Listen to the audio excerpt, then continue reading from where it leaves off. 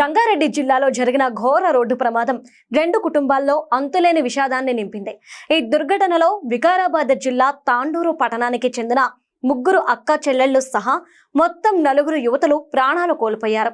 ఈ వార్త తెలియడంతో తాండూరు పట్టణంలో విషాద ఛాయలు అలుముకున్నాయి. తాండూరులోని గాంధీనగర్ కు చెందిన ఎల్లయ్య గౌడ్ కుమార్తెలు తనుష, సాయిప్రియ, నందిని ఈ ప్రమాదంలో మృతి చెందారు. ఈ ముగ్గురు హైదరాబాద్లోని కోటి మహిళా కళాశాలలో విద్యనభ్యసిస్తున్నారు. ఉన్నత చదువులు చదివి భవిష్యత్తులో స్థిరపడాలనుకుంటున్న కుమార్తెలు విగత జీవులుగా మారడంతో తల్లిదండ్రులు, కుటుంబ సభ్యులు గుండెలు పగిలేలా రోధిస్తున్నారు.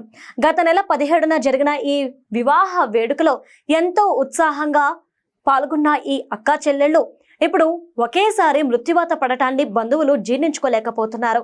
ఇదే ప్రమాదంలో యాలాల మండలం లక్ష్మీనారాయణపూర్కు చెందిన అఖిలారెడ్డి అనే యువతి కూడా మరణించింది. MBA చదువుతున్న అఖిల మరణ వార్త విని ఆమె కుటుంబ సభ్యులు కన్నీరు మున్నీరయ్యారు. ఘటనా స్థలానికి చేరుకొని బోరున విలపించిన తీరు అక్కడున్న వారిని కంటతడి పెట్టించింది. ఒకే ప్రమాదంలో 4 యువతులు మృతి చెందడంతో ఇరు కుటుంబాల్లోనూ తీవ్ర శోకం నెలకొంది.